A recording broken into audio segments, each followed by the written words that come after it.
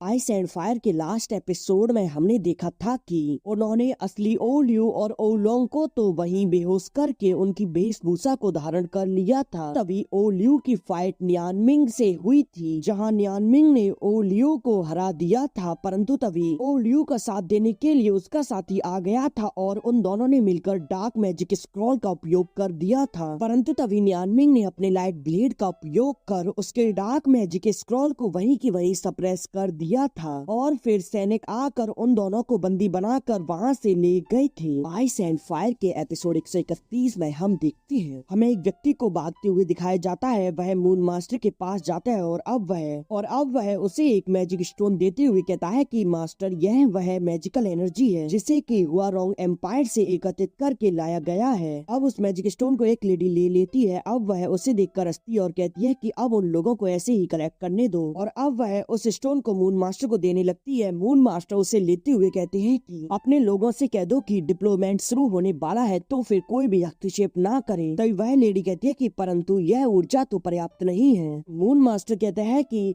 मैं पहले ही एक गठन को स्थापित कर चुका हूँ, वह लोग अपनी ऊर्जा मुझ तक पहुँचाते रहेंगे। वह लेडी कहती है कि यदि ऐसा हुआ तो फिर आपकी एनर्जी भी खर्च होगी। इस पर मून मास्टर कहता है कि हमारे उद्देश्य की तुलना में यह कुछ भी नहीं है, तो जल्दी से मेरे आदेश का पालन करो। यह सुनकर वह सभी लोग वहाँ से चले जाते हैं। इधर मून मास्टर वहीं बैठकर बाकी के स्टोन को भी निकाल लेता है और फिर वह उस एनर्जी की सहायता से एक फॉर्मेशन को बनाता है। वह अपनी पावर को बढ़ाते हुए कहता है कि वो टोंग और वो यून, अब तुम्हारे सोने के दिन खत्म हो गए। इधर रोंग फे अनाउंस करते हैं कि इस खेल का विजेता आइस मून एम्पायर के मेज एसोसिएशन से न्यानमिंग है। न्यानमिंग रोंगमिंग के पास आता है। तभी रोंगमिंग कहता है कि क्या तुम ठीक हो? न्यानमिंग कहता है कि हाँ मैं ठीक हूँ, लेकिन डार्क पीपल कंपटीशन में शामिल हो गई हैं। वैसे आप मुझे बताओ, मेरे आपसे अलग होने के बाद क्या आप पर किसी गैंग ने अटैक किया था? पर रोंगमिंग कहता है कि हाँ। अब यह सुनकर न्यानमिंग कहता है कि तो फिर अब उनकी योजना क्या है? उन्होंने हम पर भी अटैक किया था। अब न्यानमिंग सभी कंटेस्टेंट्स को देखने लगता है और फिर वह कहता है कि मैं अभी निश्चित नहीं हूँ, वैसे अभी तो मैं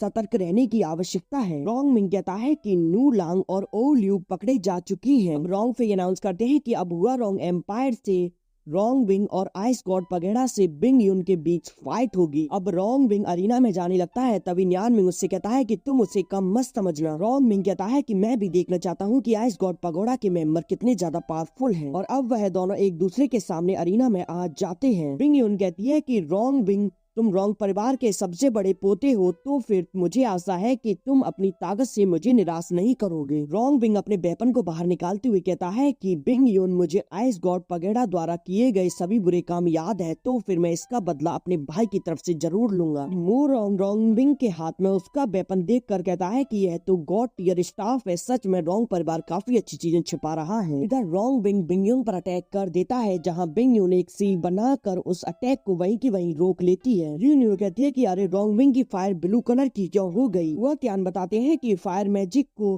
कलरों के 3 स्तर में विभाजित किया गया है, जिसमें से सबसे कॉमन रेड फ्लेम होती है और ब्लू फ्लेम जो कि द्वितीय नंबर की होती है, जिसे ट्रू फ्लेम भी कहा जाता है, और यह रेड फ्लेम की तुलना में 3 गुना अधिक गर्म होती है। और लास्ट में पर्पल स्काई फ्लेम, उसकी तो बात ही अलग है। इधर रोंग विंग अपनी ब्लू फ्लेम से बिंग यून को चारों तरफ से घेर लेता है। तभी बिंग यून वहाँ क्वान वान डोमेन को एक्टिवेट कर देती है, जिसकी वजह से रोंग विंग नीचे आकर गिरता है। वह कहता है कि वह लेडी कहाँ गई? अब रोंग विंग के ऊपर काफी बड़ी बड़ी फॉर्मेशन बन जाती है, जिन पर बिंग यून के स्टैचू खड़े हो जाते हैं। रीन्यू उन स्टैचुओं को देखकर कहती है कि यह तो उसकी हमशक्ल है। वह त्यान कहते हैं कि नहीं, यह सिर्फ उसकी मूर्तियां हैं। तो वहीं बैठे एक एल्डर यह देखकर कहते हैं कि बिंग यून आइस पगोड़ा में सबसे आउटस्टैंडिंग मेंबर है। उसने ऊपर आते ही इस जादू का उपयोग किया है। इसका मतलब रोंगविंग के सामने अब एक बड़ी समस्या खड़ी है। अब बिंग यून का एक स्टेचू कहता है कि क्वांग वांग वर्ल्ड को मैं रूल करता हूँ। अब रोंगविंग कहता है कि अगर तुम अपनी डोमेन को एक्टिवेट कर लोगी तो क्या तुम यह सोचती हो कि मैं कुछ भी नहीं कर पाऊंगा? अब मैं तुम्हें दिखाता हूँ कि रोंग परिवार के पास क्या क्या चीजें हैं। और फिर वह अपनी पावर से उसके सभी स्टेचू को डिस्ट्रॉय कर देता है। तभी रोंगविंग के चारों ओर वह सभी मूर्तियां बन जाती है। यह देखकर मिंग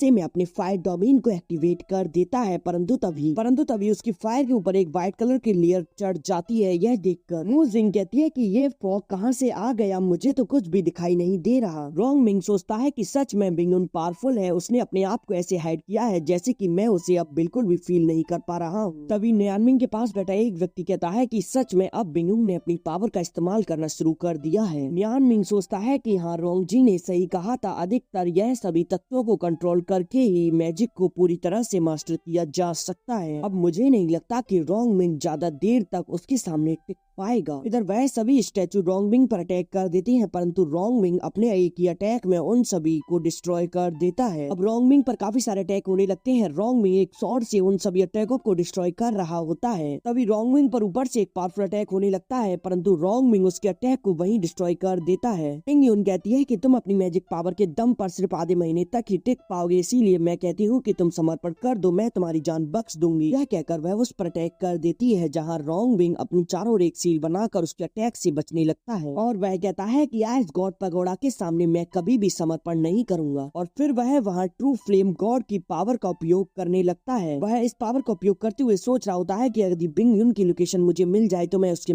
आसानी से हरा सकता हूँ। और फिर वह अपने सामने वाली सभी मूर्तियों को डिस्ट्रॉय कर देता है, परंतु इस पावर का उपयोग करने की वजह से रोंग मिंग कमजोर पड़ जाता है। वह कहता है कि मैं इसका पता क्यों नहीं लगा पा रहा हूँ। न्यान मिंग सोच रहा होता है कि बिंगयुन अभी तक सामने नहीं आई, परंतु मैं उसके स्ट्रॉन्गेस्ट मूव को महसूस कर पा रहा हूँ और अब न्यान मिंग को कुछ होने लगता है। तभी उसकी पावर अनस्टेबल होने लगती है। वह अपनी पावर से पता लगाता है कि ऐसा क्यों हो रहा है और अब वह उस अरीना ग्राउंड के नीचे देखता है कि वहाँ एक स्टोन मौजूद है जो कि पावर को कलेक्ट कर रहा है और अब वह अपनी पावर से उस स्टोन को वहीं की वहीं डिस्ट्रॉय कर देता है। अब न्यान मिंग सोचता है कि वैसे मैं पहले से अब बेहतर महसूस कर पा रहा हूँ, लेकिन यह अभी भी एक और जगह होनी चाहिए क्योंकि मेरी मैजिकल पावर खर्च हो रही है। इधर रोंग मिंग बिंगयुन से कहता है कि तुम सामने क्यों नहीं आती, छिप क्यों रही हो। बिंगयुन कहती है कि मैं छिप नहीं रही हूँ, बात सिर्फ इतनी सी है कि तुम मुझे ढूंढ नहीं पाए। यह सुनते ही रोंग मिंग की नजर उसके नीचे पड़ती है। बिंगयुन उसके नीचे उल्टी खड़ी होती है। रोंग मिंग कहता है कि तुम कब से यहाँ थी, मुझे तो बिल्कुल भी तुम्हारा एहसास नहीं हुआ था। तो तभी बिंगयुन अपनी पावर का इस्तेमाल करती है, जिससे कि रोंग मिंग उसके डोमेन से बाहर निकलकर अरीना में गिर पड़ता है। बिंगयुन कहती है कि यह सिर्फ डोमेन नहीं है, यहाँ सब कुछ चीजें उसके ऑनर के अनुसार होती हैं। उठते हुए कहता है कि वास्तव में मैं उसका मुकाबला नहीं कर सकता, अगर मैं उससे हार गया तो भी कोई फर्क नहीं पड़ता, परंतु मुझे अभी भी उसकी कमजोरियों का पता लगाना चाहिए जिससे कि मेरे भाई की मदद हो सके, वरना इस खेल का ही क्या मतलब। इधर रोंग फे अनाउंस करने वाले होते हैं गेम के विनर को, परंतु तभी रोंग विंग उठता है और कहता है कि जरा ठहरिए, मैं अभी भी फाइट कर सकता हूँ। यह देखकर वहाँ मौजूद सभी लोग काफी ज्यादा हैरान होते हैं। फिर कहते हैं कि तुम बकवास मत करो, तुम अभी खड़े तो हो नहीं सकते। इस पर रोंग विंग उसकी तरफ शॉर्ट पॉइंट करते हुए कहता है कि मैंने अभी तक अपना बेस्ट नहीं दिया है। यह सुनकर बिंगयुन मुस्कुराती हुई कहती है कि अच्छा, तो तुम क्या मरना चाहते हो। और इसी के साथ यह एपिसोड यहीं एंड हो जाता है।